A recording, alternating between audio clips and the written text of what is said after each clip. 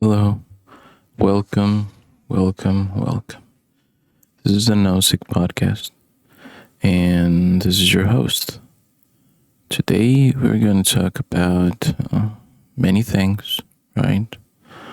The first one I want to bring is I've wondered for a long time, well, like 2 years, if COVID actually made us or created this super hostile environment and this I don't know, this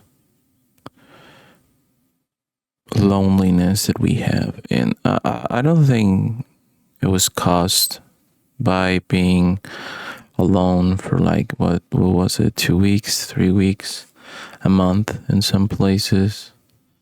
I don't know. In some place, like for example, kids went back to school like 8 months later, something like that. Um, but a lot of workplaces never stopped. Right, there was those essential workers, right? Same essential workers, by the way, that are not being fairly compensated nowadays, and we want to replace in any way we can, or just not pay them enough to have a good life, a just life where they can do whatever they want. But that's not the case right now. That's not what I wanted to talk about right now. Many people say that, oh, these Gen Z kids are so fucked up because, well, they grew up on COVID, and those were the formative years of their lives, and they didn't go outside, didn't touch grass, and were not able to have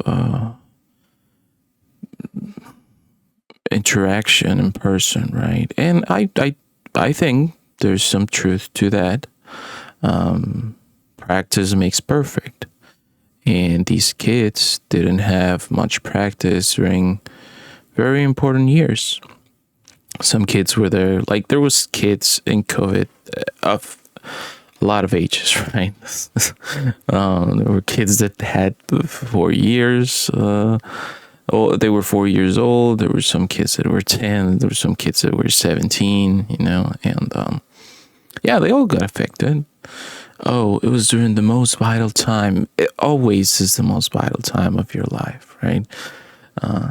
I would say so, right? It's not like you stop learning or stop developing once you turn 20 or something like that.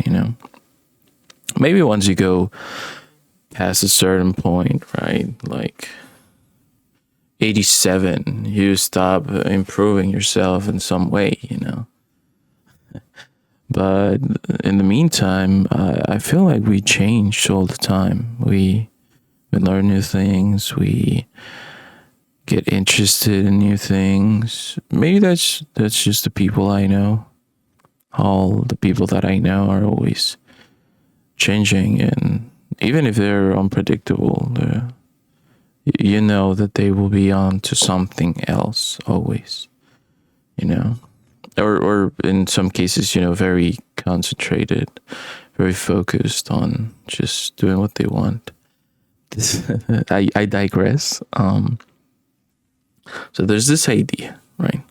That if it wasn't for COVID, if it wasn't for the social distance that we had during those times, like Gen Z would be just like the millennials. And it's not like they outright say it, but they imply that, oh, it's just that millennials, right? Millennials say like, oh, it's just that we didn't have the social distancing. We actually went outside and all of those things. And let me tell you, I was there, brother. Like, I know that time, you know? Like, who do you think were which generation do you think was on Charlottesville and things like that, and places like that? What generation do you think voted in the 2016 election? Huh? Or the 2012 election, for that matter. Like, it was millennials. Like, it's not like Gen Z is especially awful or things like that. Even if I do believe so or not, it doesn't matter. It's not like they're especially dumb or especially whatever, like they like, I don't think that COVID and the social distance is the difference between you two, or the fucking iPod or the iPad, or the iPad more than the iPad, because we already had iPads way before then. Like, also the iPad is very old. Like, I would go to a friend's house and he would have an iPad and we will all do shit on it, like chatting and checking Twitter and, go on Instagram, all those things, and or play those little games, cut the rope and what was it, that other fucking awful game that I hate, the one which you slash the fruits. I don't know. It has like a Japanese thematic. I find very odd, by the way. Yeah, I mean, my generation was as touch starved and I don't know, just odd with the rest of the odd, like very odd, like. And it's because, I don't know, maybe because we saw the changes into going from a very free internet to a very reclusive internet, like everything you did in every other site. Like, you had a lot of forums and like Mediafire and a lot of spaces where you could just obtain knowledge and share shit. And then it was all Reddit, and then it was all Facebook and Instagram and Twitter, and I don't know, things became kind of reclusive then and there. And that fucked us over in general. I mean, the younger ones, they didn't have the opportunity to at least live the good old days or whatever, right? And it was fun, like from 2007, I would guess, to 2010 or something like that. It was like the best time to be online. I know I enjoyed it a lot. Maybe even before then, it was 2004 and I was already online and enjoying myself. I had places to read comics. I had places to download music. Everything was fine, And like, but the access that we had, at least to the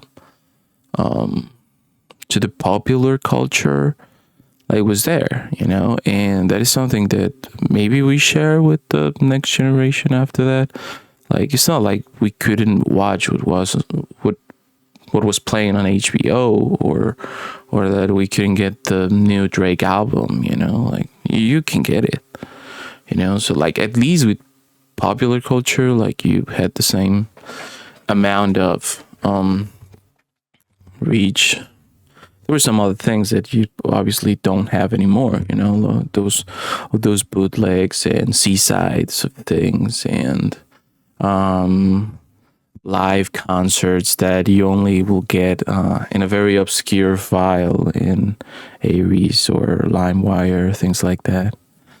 Now I'm reminiscing about the good old internet. Man, why did it take it from us? How did like, it just went right under us, like the river just was rivering and it just escaped from us. Well, it didn't escape. It was taken from us by big data, by big businesses, right? By all these laws that, just made the internet what it is now, And I would say that is actually the problem. And it got like way crazier with the Gen Zers. Because many millennials still had, like, even the younger millennials still had a little bit of that, like younger millennials grew up in Xbox 360, right? And well, there was piracy, and things like that. And I mean, there still is, but it was easily accessible, or your Wii U being hacked, or your Wii, and or a friend that brings a CD to your house, or DVD, still a physical DVD to your house to watch some shit that you wanted to see. But then it was, everything on TV was about the compilation and the drama, and on internet the same thing, and it was all about, well, last time I talked about the algorithm, right?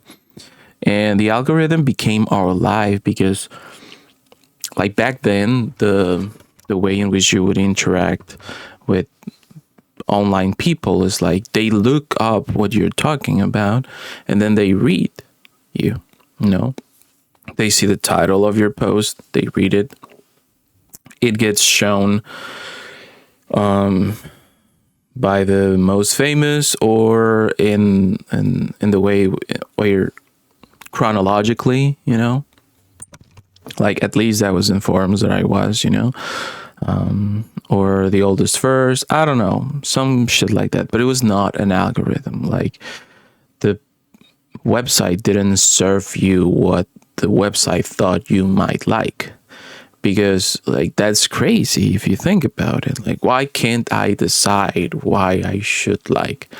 Why do I need something to tell me, oh, you may like this, Yeah, people would argue about, like, they will play devil's advocate any day, but that's not me with the algorithms. I don't think they're good for humanity in general, because if you just skew them a little, right? Let's say you have, I saw this example a few years ago, right? If you have a table, right? Well, not a table, but you have a plank, just a straight surface, and you put a marble in the middle, and you put it 1 degree to one side, just 1 degree, that shit will fall, and it will go to that side. It doesn't matter what you do at all. So it will go to that side. So what did YouTube did? What did YouTube do? What did Twitter do now? What did Instagram do? Oh, let's put eating disorders in there. Let's put bigotry. Let's put conservative talking points and things like that. Because also those people will be so invested on this shit because it's now mainstream, and they will invest in us. It's a good business strategy for them, of course, but it's a business strategy. And all of this stuff just made the Gen Zers who they are now, very, I wouldn't say they're very individualistic or something like that, but they definitely care a lot about what people will say, about what people think, about how things will be seen. And don't get me wrong, this is good in some cases, right? Some kids regulate themselves to be actually good people because they know everything can go online. But in some other cases, it's just very shitty experiences of it all for all of these kids. They're like worried all the time that if they are a little bit cringe in their girlfriend's messages, they're just gonna get published onto TikTok or Twitter and be mugged until the end of their days, because there's always a cycle. Every year you have these, and we've had them since 2010 that I've been in Twitter, right? Oh, look, last year this was the funniest thing out there. Look at this fucking asshole. Ha ha ha. Or look at this dude that was, I don't know, ran over by a car last year and things like that. And it's like, it always happens. There's those parts of the internet always, right? And we like to reminisce about better times, like I'm doing fucking now. So yeah, I don't think it was maybe not just the social distancing that happened with the kids, but the digital environment, and also they didn't have interactions person to person, and the type of interactions that, like, it was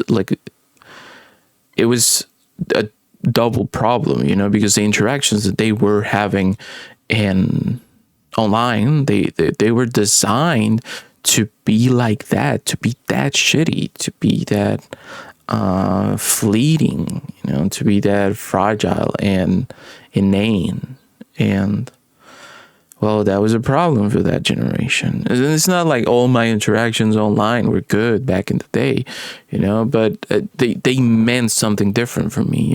It's not like, oh, I'm gonna find just 3,000 people in this day, and I'm gonna be able to choose with a slider how I want this person to be.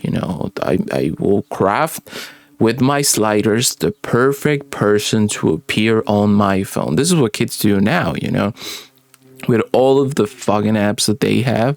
They just, with the slider, they design their people. This is why AI stuff is so big on these kids. This is why they have AI bots.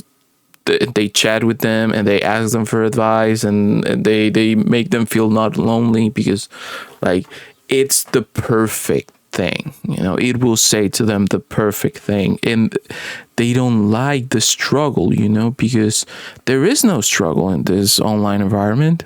Like, and if there is the struggle, you have the bigotry, and it's just like a cultural war. It's not like, I don't know. Maybe I'm speaking out of my butt. Who knows? But yeah, I feel like this is my pitch, right? Even if COVID didn't happen, we would have the Gen Z problem, which I don't think it's per se, the Gen Z problem. It's like late capitalism problem, like this is something that we're all living through, and we're all suffering, like low wages, high prices and everything, fucking bigotry on the news, fucking bigotry online, the fear of a lot of things. So yeah, this is my idea. If COVID didn't happen, Gen Z will still be seen as how they're seen right now, and millennials will be just as annoying as they are now. But at least we wouldn't have 5 million dead in this country because of COVID, which would be actually nice. I don't like when people die. So yeah, that's my pitch. I don't know. Maybe this is not that much of a good subject, but I wanted to bring it. I think as humans, we are what our material conditions make us, and I feel like we could be better, that things can be way, way better, that we could have nice things. Like, look at all that humanity has achieved, I really like humankind. They're cool.